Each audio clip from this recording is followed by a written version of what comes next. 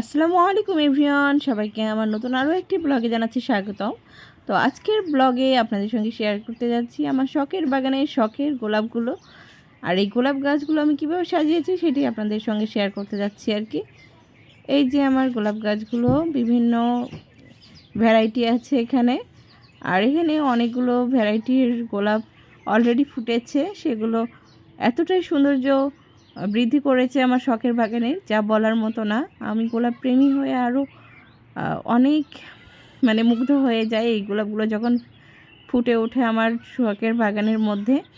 তো এখানে সব সময় বিভিন্ন কালারের গোলাপ ফুটে থাকে। এখানে প্রথমত আমি আপনাদেরকে দেখালাম সাদা কালারের গোলাপটা, এরপরে আপনাদেরকে আরও কিছু কালারের গোলাপ দেখাচ্ছি।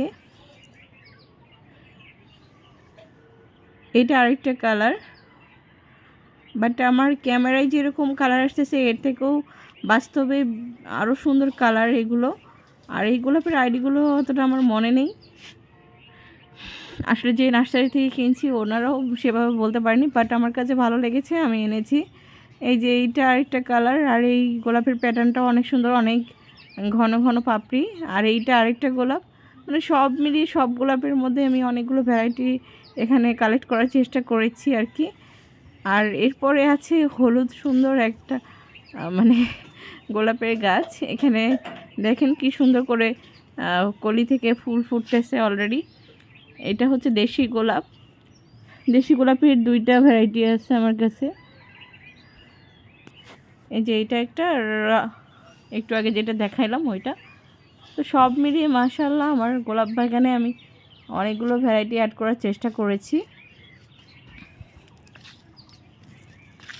দেশি গোলাপের গাছ অনেকগুলো আছে আর কি। আর এছাড়াও যে হাইব্রিড গাছগুলো আছে সেগুলো আপনাদেরকে দেখাই দিলাম।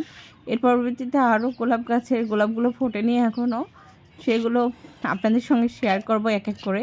আর এটা হচ্ছে কালার চেঞ্জিং, একটা গাছে একটা ফুল বিভিন্ন কালারে রূপান্তরিত হয় সময়ের ব্যবধানে আর কি। প্রথমত হলুদ, তারপরে হলুদ আর হচ্ছে লাল মিক্সডের মধ্যে কমলার একটা বর্ণ ধারণ করে, এরপরে হচ্ছে আরও একটা কালার ধারণ করতেছে, লাস্ট টাইম আরেকটা কালার ধারণ করে আর কি। এই গোলাপ গাছগুলোর বৈশিষ্ট্য এটি। তো যাই হোক, সব মিলিয়ে এই গাছটি আমার কাছে আরও বেশি ভালো লেগেছিল যে এক এক সময় এক একটা কালার এইটা হচ্ছে। এই কয়েকটা গাছ, আর এখানে কিছু নতুন গাছ লাগিয়েছিলাম, সেগুলোর মধ্যে আল্লাহ জানে কি হবে।